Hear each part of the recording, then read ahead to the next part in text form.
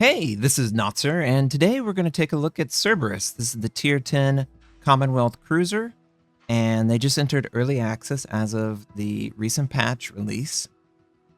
I'm going to showcase a game, but first, let's take a look at the armor layout, and then all of the consumables and equipment that you could bring to the table. Now, Cerberus is, of course, Commonwealth. It's a heavy cruiser. It has 12 203mm guns on 4 gun turrets, 2 in the front, 2 in the rear. It has 25mm bow and stern, just as you would expect with British bow and stern. This one comes from Australia, but not all of the Commonwealth come from the same country, of course. There's a mix.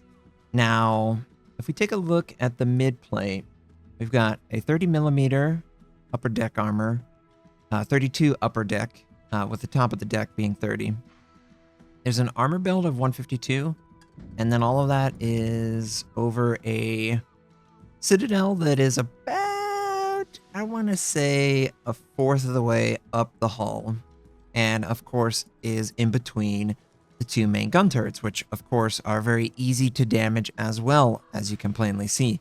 So there's a lot of broadside punishment available if you were to focus on Cerberus. Now, Cerberus doesn't just rely on its armor for defense. Cerberus has special equipment that is unique to the Commonwealth line. This has appeared in the game before with premium Commonwealth cruisers, destroyers, and of the like. Now, this is a dedicated line that in 2 patches you'll be able to unlock without spending any money. Right now, you do have to spend money to unlock these ships. I, of course, am a CC, so I'm covering it. But if you like what you see enough that you want to invest time and resources into obtaining them, well, that could be a different story. So, Cerberus is a 12 203mm gun. It can choose between high explosive or armor piercing. And it also has a decent torpedo armament that has good enough range that it can outrange your concealment if you were to enhance it. And even its base concealment, I believe you have better range than that as well. So these torpedoes can be used frequently throughout the match to keep map control. The other cool thing about the Commonwealth Cruiser line is it is a anti-submarine warfare specialist. These guys have submarine surveillance, the best version of it compared to all the other cruiser lines that recently got it last patch. And that is the Japanese heavy cruiser, the Japanese light cruisers, and the Italians. Now, this submarine surveillance has 8-kilometer range, 1 extra kilometer, and it couples very nicely with the Depth Charge Airstrike, which can have up to 3 flights to work on any submarine that might be in the area.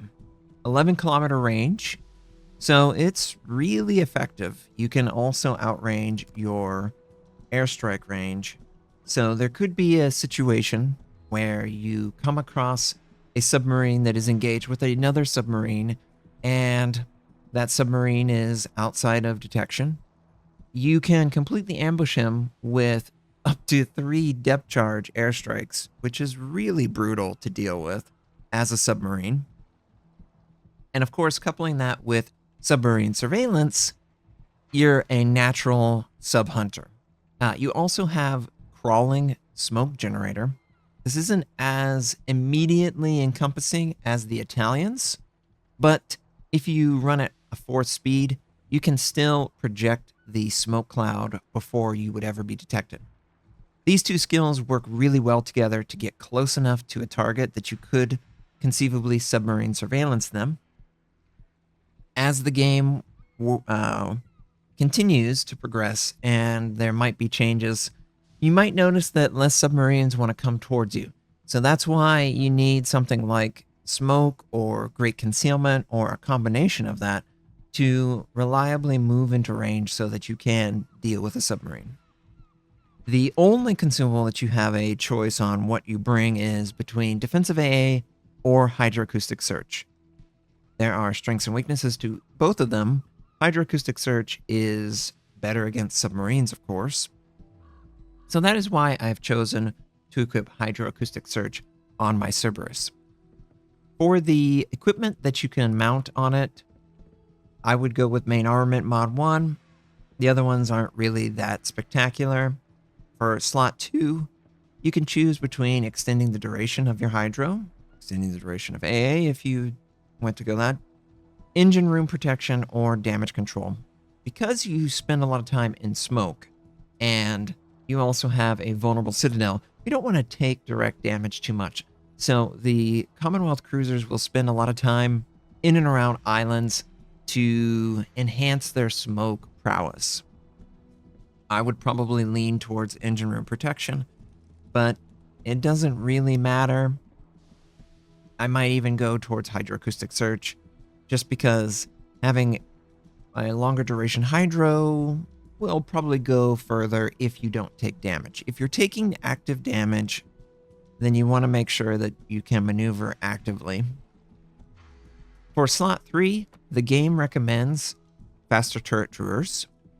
The turret traverse of the Cerberus and the Commonwealth Cruisers is below average. It's very familiar to Japanese heavy cruiser players, and because of that, or even battleship players at this point, because of that, you really need to know where the enemy is coming and dedicate your attention to setting up an ambush. Now, I chose better main gun accuracy and faster torpedo traverse. It's just a little bit more all around, and it enhances the 12 shells that come out of this ship. It's a nice bump up. The tier 9 only has 9, 203 millimeter. So getting 3 extra guns going up a tier is a big step up. Now, the other option that is available is the Submarine Surveillance modification. Not something that you need because the surface ship Submarine Surveillance is active from the very beginning. So you would only be reducing the cooldown cycle after your first use, whereas if you were to equip Submarine Surveillance on a submarine, that would directly affect when this ability would come online because it has a cooldown before being active. In my opinion, that means that Submarine Surveillance is not ideal for something like the Commonwealth Cruisers. Smoke Generator is also something to consider because of crawling smoke.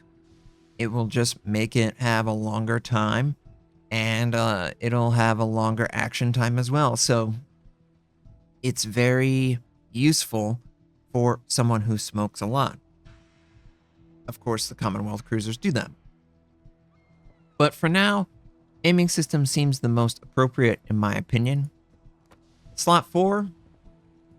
This is Commonwealth, so it is adjacent to Britain. It was probably manufactured in Britain and then sold off to Australia, just as many of these other ships can be, there's examples of many of these ships where they come from Britain. So because of that, you want to make sure that you equip propulsion mod 1 because it's not baked in by default and you are playing around smoke a lot. Don't make the assumption that this comes naturally. If you see it as an option, that means it is not baked in like it would be for the British light cruisers or the British heavy cruisers. Now, you could enhance your airstrike, do more damage because you are a sub-hunter, but I think propulsion is a little bit more universal and allows for a little bit more play around the smoke and around islands, which is your bread and butter if you're trying to play the Commonwealth correctly. Slot 5, I just go concealment. There's really not another one that speaks to me. Concealment's going to help with your base concealment when you're not using smoke and you are using heavy cruisers. So when you fire from smoke with heavy cruiser guns, the bloom effect is very large. So having better concealment overall is just better in general, in my opinion, to open up more plays. Slot 6, we've got ready to fire on our main battery. The shell arc is not the best, just as the Brits and the Americans of the other lines. You will most likely never be able to reliably hit at your max range, so extending it out further is really kind of a waste, but it does negatively impact your already slow turret. This isn't a torpedo specialist, so I wouldn't I wouldn't even bother doing that. And overall, I like the way that it plays with this loadout. You cannot single launch these torpedoes, so you just want to send a launcher whenever you have the chance to do that. And they have decent AA protection. They have really good maneuverability. Everything that you enjoy about sort of a light cruiser is almost here, but it is a heavy cruiser, and it shows whenever you're playing it. Now, for the commander, I've chosen this build because I think it works out the best in general. The things that I really like. I like incoming fire alert for active dodging. It generates a lot of potential damage farm, and it saves you from taking a lot of damage. I think it's kind of a mandatory skill for a well-played cruiser. Slot, the second tier, Demolition Expert is my go-to. You're smoke firing a lot. You've got 12 203mm guns. Your high explosive is going to send a lot of fires. Trying to make that better and also enhancing it against submarines is a plus, as you are the de facto best case anti-submarine cruiser, and for rank or for clan, you might be called on to be a specialist in that way. The third level of skills that you could potentially choose up front, obviously I have a 21. It's either Superintendent or Adrenaline Rush. You spend a lot of time in smoke, and because of that, I think taking Superintendent just makes too much sense. I mean, look at all the consumables that you get an extra charge of. Heal, Submarine Surveillance, Crawling Smoke, Hydroacoustic, all useful, so it is a pretty safe bet to go Superintendent. Concealment, again, a very safe bet. You want to get your concealment down so that you can be a stronger ship overall. Now, after the initial 10, there's a little bit more of a nuance or a player-specific skills that they can choose to take. Some of the skills that work really well on this, of course, grease the gears. It might be the first one you take. The turret reverse is a problem, and you do need to compensate for it. It's a 1-point skill, and you get 15%. It's a no-brainer to me. Adrenaline Rush, again, a no-brainer. If you're taking damage, this will enhance your ability to do damage, and don't you want that? So you'll spend your next 4 points towards Adrenaline / Grease the Gears. It will leave you with 4, 6, 7 points that you can choose anywhere for your commander. Now, for me, it recommends top grade gunner. And the reason is you're in smoke, it feels like you'll be forward of your team. And because you'll be forward of your team, you'll have an opportunity to have the enhancement. And because of that, that's their recommendation overall. I feel like it's not that guaranteed that you would be in and amongst the enemy. And I think that's kind of a bait. You don't want to just move forward and pop smoke like a destroyer and sit on a base capture. It's a heavy cruiser. So when you fire from smoke, you're going to find that your bloom is not going to be ideal. Because it's smoke. You are a big ship. It gets up to 7.3 with this build, which isn't the worst. It could be so much worse than that on how the bloom reacts because of the gun caliber in smoke. But keeping that in mind, 7.3, you don't want to be within 7.3 kilometers of any ship when you're in smoke, because then your smoke is null and void. That's why I encourage players to play around islands. That will help with that negative aspect of the bigger gun caliber fire smoke. Now, having said that, I really like radiolocation if you're going to be a dedicated anti-submarine player or an anti-destroyer player. Both of these work really well as an offensive skill and a defensive skill. When you're in smoke, you're kind of blind sometimes to enemies that might be outside of vision for your teammates. And if your teammates are exploiting your smoke or staying hidden in the back, like so many do, you're not going to have the best information. So having radiolocation points you to the greatest threat that's closest to you. It also obviously spots periscope. So submarines that want to play at periscope will have to deal with this, and it's not going to be cool for them. So a submarine will have to come completely out of the water or go completely in the water. Otherwise, they will be vulnerable when normally they're not. Periscope can be detected by submarine surveillance. You've got 3 charges of anti-submarine airstrike, which is very good at killing submarines. One of the replays will show off a kill on a sub, and it's very easy for Cerberus, as you might imagine, with all the tools that come equipped to the ship. This line is 100% designed to counter submarines, and it does it very well. If a submarine is aware that you do it very well, they will probably avoid contact with you. And it will be a case where you might initially go towards a base capture, bump into a submarine, and then that submarine might disengage off your flank and go somewhere else because you are so strong against it. I feel like radiolocation still is a really great pick for the reasons I've stated, so that's why I choose it over other skills that I could. The other 3 points that I could spend, Consumable Specialist is really nice. Also, Focus Fire Training. The ASWAA is nice for the consumable preparation. You have a lot of consumables on this ship, and bringing them back off of cooldown is really helpful, and I feel like a lot of carriers don't really mind or focus that much on smokers, so they will fly over you more frequently than maybe they want to, and you could enhance it and benefit from that. But to me, these are submarine hunters first, and the best anti-submarine consumable commander skill is radiolocation. I take focus fire for the improvement in anti-submarine, the airstrike armor reload, so you can be really aggressive in that way, and it does enhance your priority sector, so it's a good 2-point to combo with this.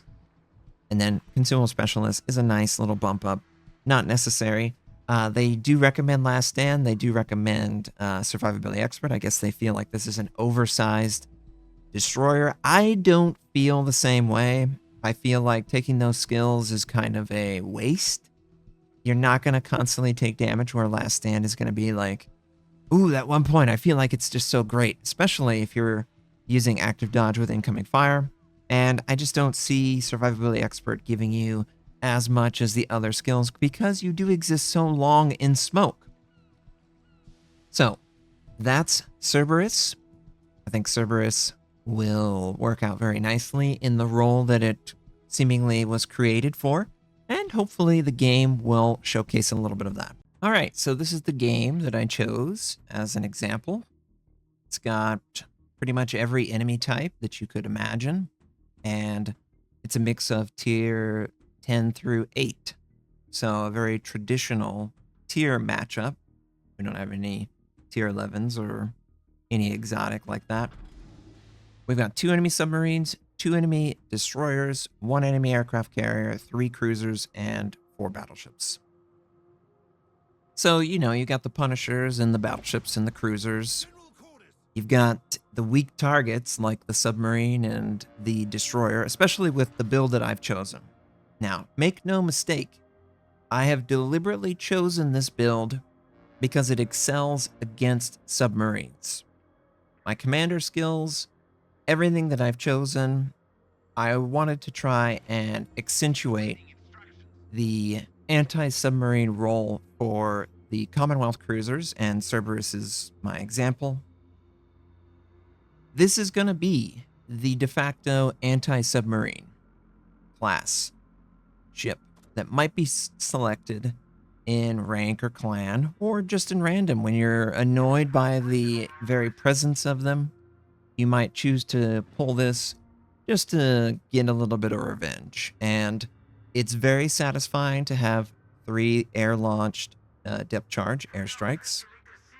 The submarine surveillance is hilarious when an enemy submarine gets too close and can't get away.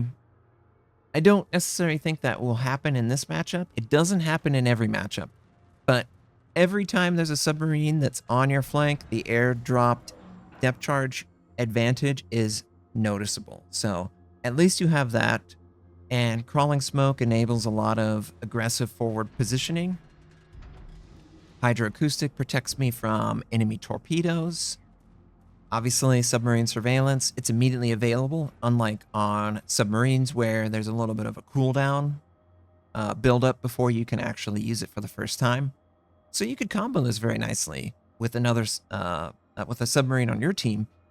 Most likely, there's going to be a mirror submarine on that flank if you spawn in one, and if you are aggressively pushing forward, I can almost encompass the entire capture radius here. So let's say a submarine decided to come over and attempt to capture A point, and I know for a fact that he's there. Well, I can force him into an uncomfortable position, both through my crawling smoke, hydroacoustic, or submarine surveillance. So I'm really effective at harassing submarines.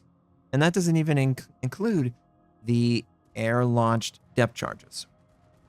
So we went over towards A point. There's only a submarine and a battleship that spawn on this flank for my team. Enemy aircraft carrier is spawning his fighter and trying to harass us. I am crawling at a 4 speed. If you're sailing at a 4 speed, you will stay inside of the crawling smoke. It doesn't work quite like the Italians, where the Italian instantly engulfs your ship and protects it. You've got to have a little bit more nuance sailing to make crawling smoke always conceal your position. But as long as you're running at a 4 speed, you should be able to do that easily. Conversely, if you have to deal with crawling smoke, it's kind of frustrating because it's always moving. Torpedoes take 30, 40, 50 seconds to get from one side of the map to another. In that time, I could have moved from one island to another. So it's difficult to punish this smoke play like a traditional smoke would be punished. We do an excellent job of setting fires. We do an excellent job of doing damage without necessarily getting return fire. My smoke firing penalty is about 7.5. So as long as I'm outside of 7.5 kilometers of the enemy, I will not be detected. And that's excellent. Now, my teammates over here, they've taken a ton of damage, and it's not working in our favor, but we've got 4 fires set. I've already sent 1 set of torpedoes. I'm sending the 2nd set. I really like this. Crawling smoke, port torpedo launcher, starboard torpedo launcher, fire on cooldown. You do have to plan with the gun traverse. It is sluggish. It's not unusable, but it does limit how aggressively you would change from the port to starboard. Now, I do catch sight of an enemy submarine using his ping. Friendly submarine is moving forward aggressively, and I don't necessarily agree with that play, but I have to try and combo with the play so that we can maybe get some damage done. First depth charge doesn't land, 2nd depth charge doesn't land, the 3rd depth charge is right on target, and the friendly activates his submarine surveillance, so it's actually come off a cooldown. With hydroacoustic, I felt like the Yueyang was going to do it, so we're going to avoid the Yueyang.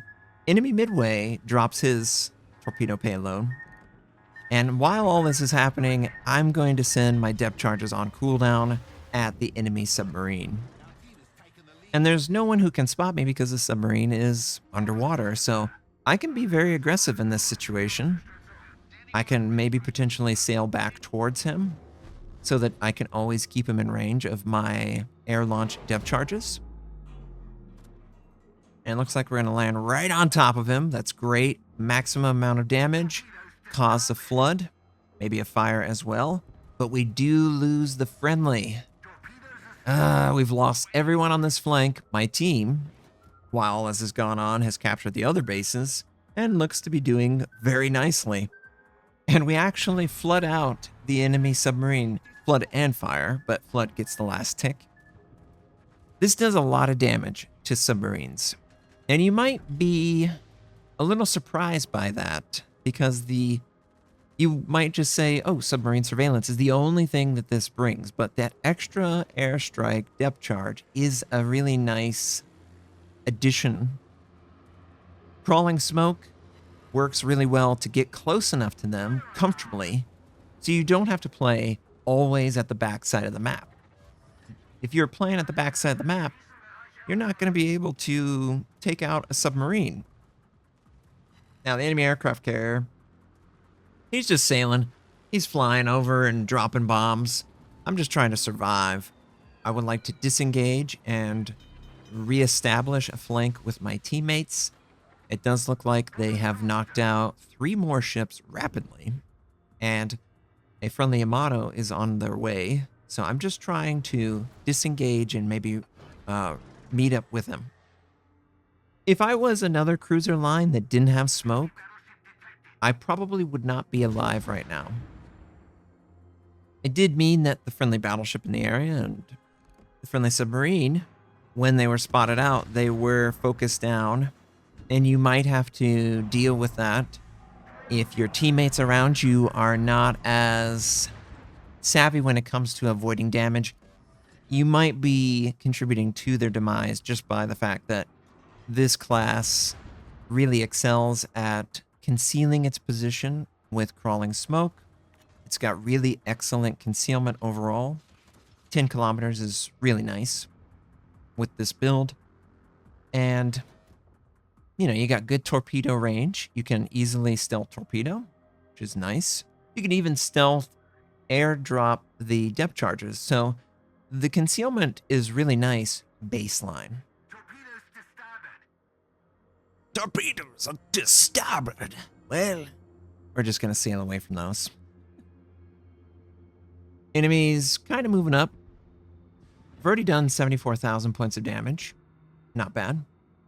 And we've already got 6 fires. So this is another aspect that's nice. 12,203. That's pretty significant. Pretty good at farming fires, if that's a mission criteria. And pretty annoying to deal with because it farms fires very nicely and it can do it safely from smoke, so you can't return fire and knock it out. You have to live with 1 minute, 50, 2 minutes, enemy GK is knocked out, where you can't avoid this target. And the reload cycle is pretty nice too. Everything about the ship can be played above the armor and be above the lack of defensive inherently built into the ship. Through your consumables, you can accelerate your contribution. You can knock out small ships. You can farm big ships. You can disengage effectively. It really feels like a very nicely designed line that will be attractive even outside of the anti-submarine qualities. Alsace is dealing with everything, and I'm just trying to harass him from my angle. And we almost have 10 fires set, and we haven't really had, 10 minutes worth of farming that we can do, but you can see how easily these fires are set. Through 12 shells going out this rapidly, it's really difficult, and we've actually got 3 fires set on the Alsace. I'm hoping that my shells, we're able to finish them off ourselves. It's really difficult for battleships. It's really difficult for submarines. It can be difficult for destroyers. And, cruisers, it's 50-50 on whether they have radar or some way of punishing you really hard. But Cerberus, nice. This was a very one-sided game. 12 fires already. Oh, geez. So really good at farming fires. and really good at surviving long enough to do that as well. Okay, I'm liking this. We obviously got Arsonist, which comes from having a lot of fire done to a target. We're top on the team, and I didn't even feel like I could show off every single tool in my arsenal. Then, there was plenty of consumables that I could choose from to deal with the problems as they come. The constant harassal of enemy aircraft. Well, let's just use crawling smoke. Or there's enemy submarines in the area. Okay, we're going to use our airdrop depth charges. Oh, we're able to get even closer. Well, let's force them to be spotted for the duration of a submarine surveillance. There's a lot of nice things. The torpedoes can be thrown out. I've got games where, because you don't expect it, you get more torpedo hits than if you were aware that this target has torpedoes and will effectively use them, like dealing with the Shimakaze. I'm not going to forget the Shimakaze has 3 torpedo launchers. But I might overlook that Cerberus and the Commonwealth Cruisers have the ability to stealth torpedo, and stealth torpedo at range where you're just going to kind of forget where the distances are, and all of a sudden it's right on top of you. And the toolkit that Cerberus brings really enables that play and more. So I've just been really happy with what I've seen, like 47,000 damage and fire. It's a really scary amount of fire that can go out from Cerberus specifically. Now, we've seen Cerberus. I'm going to show off other Commonwealth cruisers throughout the week as I try and make a video on them to highlight their strengths and weaknesses. If you were someone dealing with Cerberus, any chance you see him, battleships, you gotta fire at him. He might fire heavy cruiser guns, but he has light cruiser armor almost. Not as bad as Minotaur, but he's got light cruiser armor. So he's not going to handle taking damage that well. The heal is okay. It's not spectacular. It's just okay.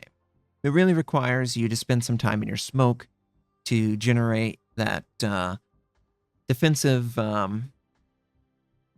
presence on the map. You can't really do that with just your armor or just your heal. So as long as you can balance using the consumables in an efficient way and not front-loading them and, making a dive on a submarine because you're supposed to be the best at killing him. If you can play within your means, Cerberus and the Commonwealth Cruisers seem to be effective at dealing damage and hunting submarines, which I'm sure many people are excited to see a line come into the game that deals specifically with submarines. So hopefully you guys enjoyed seeing this example. Tell me what you think in the comments. I'm going to be having an encounter, Auckland. I'm going to try and go down the tiers at least to 6. That's my goal. And share those in other videos. Thanks again for watching, and I hope you guys have a wonderful day.